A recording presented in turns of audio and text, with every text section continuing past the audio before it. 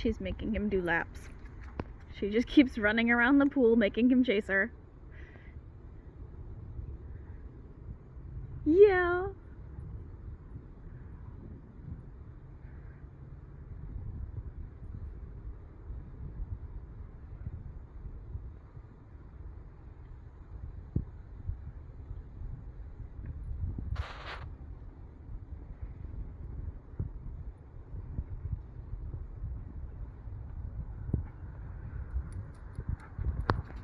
You've got a whole yard. Why are you doing laps around the pool?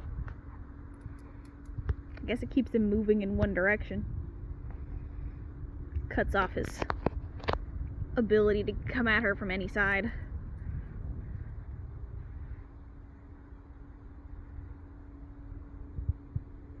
Who knows?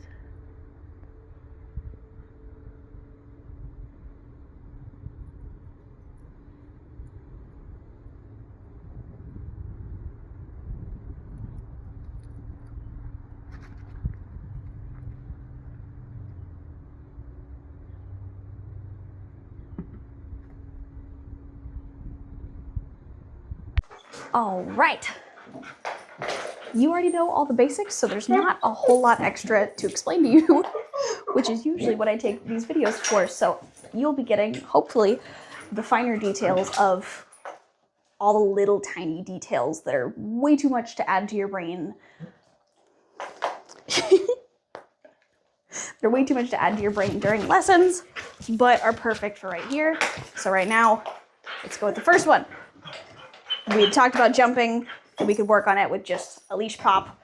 The e-collar will make it a lot easier, but for the first couple days, we're sticking with this. They might actually move to the e-collars a little bit faster. I'm more concerned about their relationship with me before introducing the e-collar than I am their obedience. Their obedience is at the right spot to introduce it. It's not perfect, but another day or two of that, and I could probably introduce it sooner than I would usually would, but I want to make sure their relationship is solid, so that's our biggest concern. And you eating the leash. Yeah. So, thing number one, a reward versus a bribe. If it is in my hand and they know it's in my hand, that's a bribe. If I go to put my hand up here, he goes, oh, I know I'm getting snacks. So that doesn't count as a reward. And there's a difference in your brain, just like with people. So, they did do this a minute ago and they were doing mighty fine at it. Rajah, park it. Good, Mommo, place. See, da.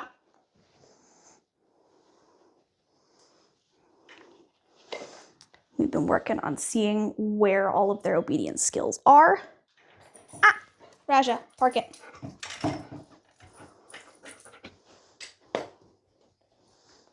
So, order of operations for correction, just to make sure you've got it on a video, is correction marker. So in this case, the AH. Ah. Just one. You're only saying it once. See? Da. Should actually probably get in a habit of doing that in different orders, doing his and then hers as well, so that neither predicts. Ah, Rajah, place. That's fair on his part. He heard his word.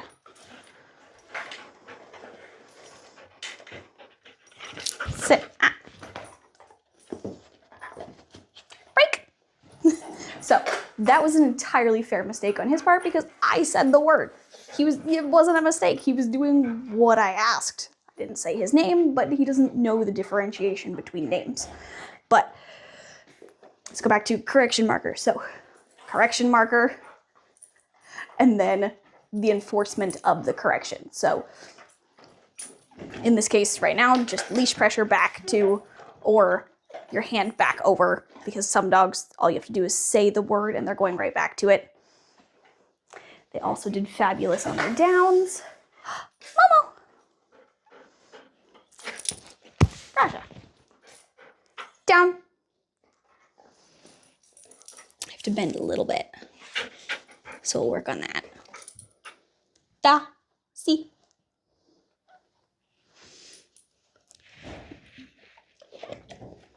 We're also working Rajah. We're also working. Ah.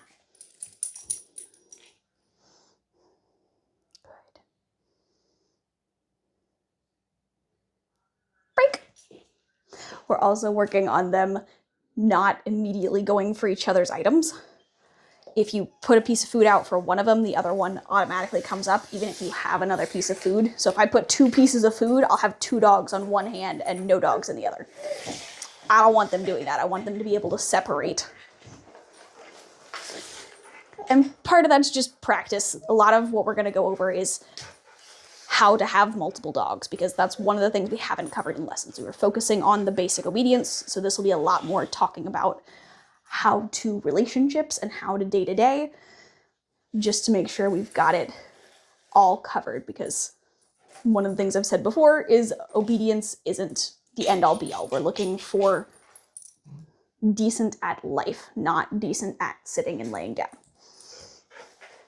So, for the most part, the goal is that you shouldn't have to use their basic obedience to manage their problem behaviors. If a guest comes in and you have to ask them to sit to keep them from jumping, then you've got a different problem, because they shouldn't be jumping when guests come in. It's always good to have that option. If you've got someone that's nervous of dogs and you didn't have time to put them away, Mommo, stop chewing on your leash. Y'all are funny. The thing we didn't have time for was I was hoping to have more time to split them up and work with them individually, but I had about 1 million appointments today that unfortunately could not get moved. So I'm like, if I've got a little bit of time, I'd rather use it on both of them than split them up. Mommo. Ah. Da. He dropped it. I'll take it. He did a good thing. You did not. You want to park it? See. Break. Break.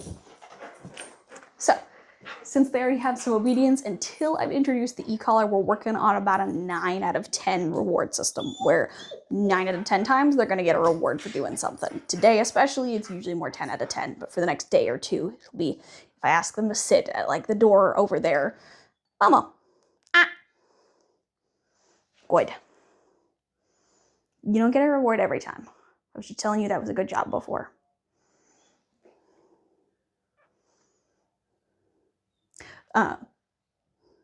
But I want to move them slightly more to that variable reward system. We've only got 10 days, so a lot of it is just going to be heavily rewarding them for everything. Mommo. Ah. Okay, let me just take that off you. How's that sound? How's that sound? Oh, there you go. Okay. No, you're chewing on it as I'm grabbing it. That doesn't help. But we'll go over all of the how-tos of how to wean them off of food so that you don't have to have it available every single time. And part of that is not having it in your hands. That includes for you guys, I know you guys like the Ziploc bags, but you've got to have something that they can't see. If you're putting it in your pocket, that's fine, as long as you're not pre-reaching in the bag, because they can hear that crinkle and they know what it means. But we'll talk more about other different ways to keep them from knowing that you have rewards on them. On them, on you. Cool.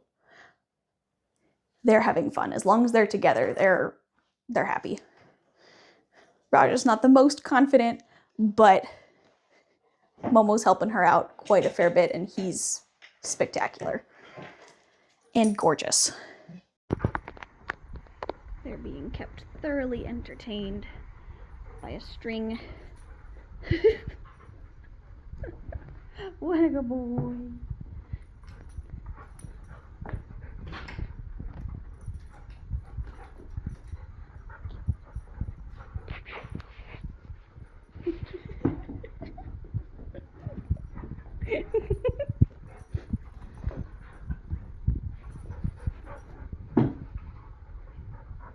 Only thing to be careful of with these is, especially on tile, any of these cat toys, you don't want to be jumping it up like that too much, because of exactly what he's doing. When you jump up like that, we don't want our dogs jumping and flailing in the air and then trying to land on a slippery surface